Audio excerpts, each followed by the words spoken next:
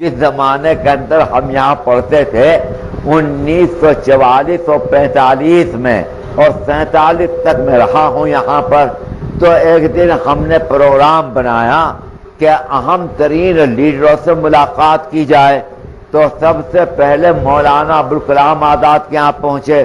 وہ جو غبار خاطی میں انہوں نے لکھا ہے کہ 4 بجے صبح کو میں اٹھ جاتا ہوں، وہ واقعتاً وہ اٹھ چکے تھے، جاگ چکے تھے۔ ان کے ذوق کے مطابق ہم 1 عطر کی شیشی لے گئے، اور کیونکہ مولانا سگریٹ بہت پیتے تھے تو چاندی کا ایک کیس بھی لے گئے۔ تو مولانا غسل کر کے باہر آئے تھے، 2-4 منٹ صرف ہمارے ساتھ کھڑے ہوئے وہ، اور بچوں کے ساتھ کیا بات چیت کرتے، ہم بھی فقط ان کے دیکھنے میں، بلکہ حماقت یہ کی کہ جب ہم گفتگو کر کے بات چیت کر کے دیکھ کے گفتگو بات چیت تو درکنار، باہر آ کر ان کے دروازے کے آئینے میں تو انہیں جھانکنے لگے، یہ حماقت۔ اسی وقت پر مولانا حبیب الرحمان لدھیانوی پہنچ گئے مرحوم، وہ مجھ پر بہت بگڑے کہ تمہیں اگر مولانا آزاد سے ملنا تھا تو مجھے تم بتاتے، میں تمہیں لے کے چلتا، پھر مجھے تم لڑکوں سے جدا کیا۔ اس وقت پر ہمارے ساتھ قاضی ارشاد حسین ارشد بھی تھے، طالب علم، جو حضرت مولانا سجاد صاحب مرحوم کے چھوٹے بھائی ہیں، اور ہمدرد دواخانے میں ان کے ایک اور رشتہ دار تھے ادریس صاحب، اور بہت سے طالب علم۔ تو پھر مجھے لے گئے مولانا حبیب الرحمان، اور جا کر مولانا ابوالکلام آزاد سے پوچھا کہ انہیں پہچانتے ہو؟ تو مولانا نے کہا کہ نہیں میں نہیں پہچانتا۔ تو مولانا حبیب الرحمان کی عجیب عادت تھی، میں نے انہیں دیکھا کہ اپنے ٹیلی فون پر بیٹھے ہوئے ہیں، اگر ٹیلی فون کوئی آ رہا ہے تو یوں کہتے تھے کہ میں بول رہا ہوں مولانا حبیب الرحمان۔ مولانا کے لفظ سے اترتے ہی نہیں تھے۔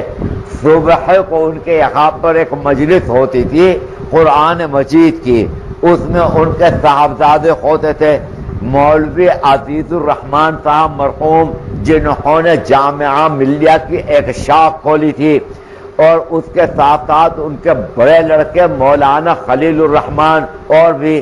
تو مولانا حبیب الرحمان کا درس قرآن ہوتا تھا، اور دسو تو مولانا خلیل ہن تیری کی رائے ہے؟ اپنے بیٹوں کہتے تھے کہ او مولانا خلیل تو اب اپنی رائے بیان کری ساتھ کے متعلق کہ تیری کیا رائے ہے؟ پھر اس کے بعد کہتے تھے او مولانا عزیز الرحمان تو دس ہن کی گل کہتا تو تھی۔ تو اپنے بیٹوں کو بھی مولانا کہا کرتے تھے۔ تو مجھے لے گئے، ان کی عادت تھی، اور مولانا ابوالکلام آزاد سے جا کر بولے کہ انہیں پہچانتے ہو؟ اپنے خاص انداز میں لب و لہجہ بہت ان کا عجیب و غریب تھا۔ تو مولانا ابوالکلام آزاد نے کہا کہ میں نہیں جانتا بھائی، پہچانتا نہیں۔ فرمایا کہ یہ امیر المومنین فی الہند، امیر المومنین حدیث کے صاحبزادے مولانا انور شاہ کے، ان کے سر پہ ہاتھ رکھو، فوری طور پر ہاتھ رکھو۔ تو مولانا ابوالکلام آزاد نے میرے سر کے اوپر ہاتھ رکھا۔ وہاں سے ہم نکل کر گاندھی جی کے یہاں پہنچے، تو گاندھی جی نے ہمارے سامنے ایک سلیٹ پیش کر دی اور کہا کہ میرا آج مون برت ہے، اگر تمہیں کچھ لکھنا ہے تو اس کے اوپر لکھ دو۔ ظاہر ہے کیا لکھتے؟ وہاں سے نکل کر ہم جواہر لال کے یہاں پہنچے، وہ اپنی ایک رشتہ دار بہن کے یہاں ٹھہرے ہوئے تھے۔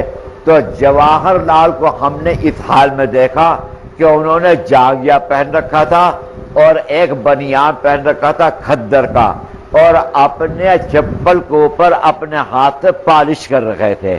ہمیں کرسیوں کے اوپر بٹھا دیا، خود نیچے پالش کرتے رکھے، اور ہم سے بات چیت کرتے رہے ہماری ہی سطح کے مطابق۔ یہ بات ہے مسئلہ یہی کہ پڑھا کرو، پڑھنے میں بڑا فائدہ ہے، اس سے مستقبل چمکتا ہے، تابناک ہوتا ہے، فلاں فلاں۔ وہاں سے نکل کر ہم پٹیل کے یہاں پہنچے، تو پٹیل اندر سے باہر آ رکھے تھے، وہ واحد شخص جس نے ہمارے ساتھ مسافہ بھی گوارا نہیں کیا، سردار پٹیل نے، ولبھ بھائی پٹیل۔ ہم پھر قائد اعظم کے رہائش پر پہنچ گئے، تو قائد اعظم کے ہلکی ہلکی سردی تھی، ان کا سیکریٹری باہر بیٹھا ہوا کچھ لکھ رہا تھا۔ تو ہم نے کہا کہ ہمیں قائد اعظم کو سے ملنا ہے. اس نے کہا کہ ایسا نہیں، قائد اعظم کے تو اوقات بہت مصروف ہیں، 15-20 دن پہلے یہاں پر آپ درخواست دیتے تو قائد اعظم سے ملاقات کا کوئی امکان تھا. اب آپ آ کے یہاں دھمک گئے، بن بلائے احمق لے دوڑے سہنت. اتنا بات نہیں، بلا یہاں پر کوئی امکان ہے اس کا. ہم ابھی باتیں کر رہے تھے، قائد اعظم اندر سے نکل آئے، انہیں کوئی ضروری ٹیلی گرام دلوانا تھا. تو قائد اعظم کے گلے میں آتشی گلاس پڑا رہتا تھا، عینک نہیں لگاتے تھے. اس آتشی گلاس کو اٹھا کر وہ تحریر کو پڑھا کرتے تھے. اب ہم تو سب کے سب کانگریسی تھے، ٹوپی اوڑھ رکھی تھی تمام کے تو وہاں سے ہم نکلے، عجیب و غریب انداز کے اندر نکلے. یہ پہلا تاثر تھا